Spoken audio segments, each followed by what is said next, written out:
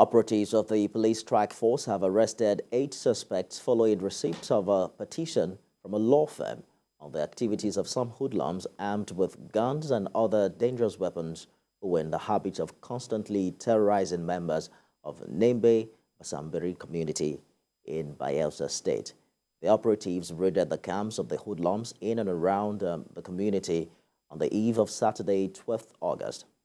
Force Public Relations Officer ICP Olumuyiwa adejobi says items recovered include 3 AK-47 rifles, 2 pump-action guns, 1 jackknife, 1 dagger, magazines, 104 rounds of live ammunition of various calibers, 2 POS machines, 10 ATM cards, and 1 rechargeable bulb.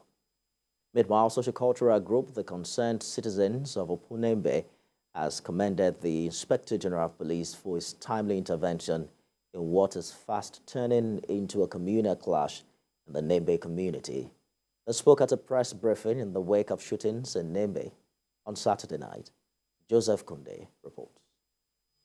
A shootout in Nembe headlined most online media platforms Sunday morning. This disturbing development has been raising dust among some key players in the community. But a group called the Concerned Citizens of Opunembe Kingdom, while during a press briefing, is most grateful for the timely intervention in the alleged youth crisis that has allegedly led to the loss of lives and property, with many natives living in fear away from the community.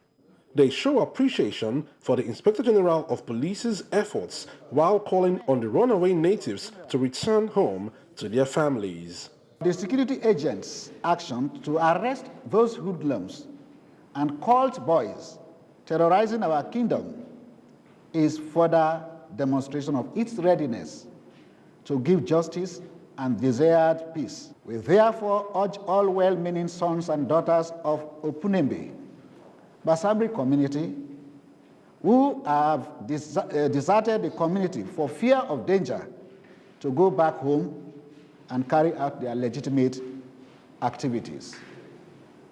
For God has answered our prayers. We are sure the security agents will fish out all criminal elements in our community.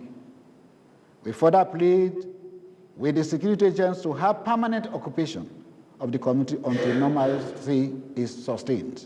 A case is however made for the resolution of the crisis to achieve sustainable peace in the region. If we want a peace, there should be an arbitration panel, and that is the work of the government.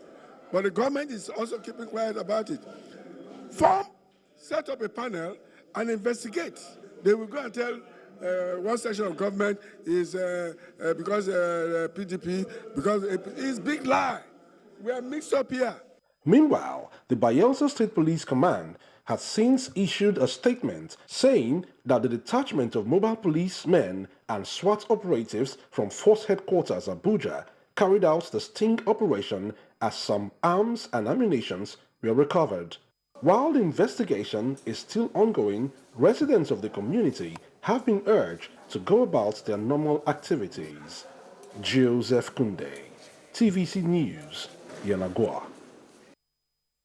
Joseph joins me on the news at 10. How long more can, police invasion solve the Nembe crisis? What's being done to get the stakeholders together to get a more sustainable solution?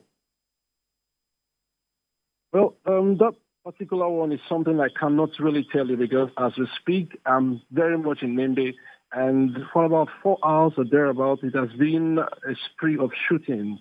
In fact, at some point we were ambushed, and some of the journalists that followed us, we are yet to account for their safety. We don't even know where they are. Although the police are on top of it, they have been trying to comb around it to see if they can rescue them. But it isn't any pleasant news at the moment coming from Nembe as I speak. Are you saying even with police intervention, shooting is still going on? Yes, it is. It is. The issue of this crisis dates back to in February.